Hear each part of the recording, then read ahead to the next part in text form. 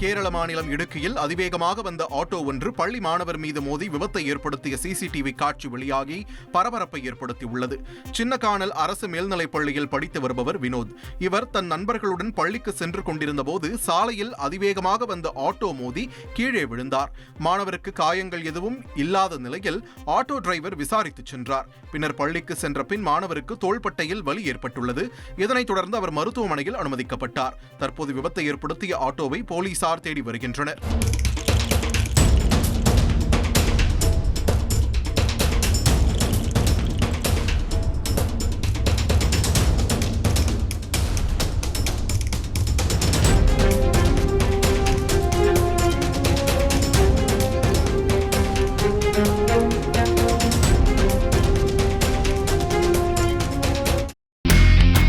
இனி செல்லும் இடமெல்லாம் செய்தி.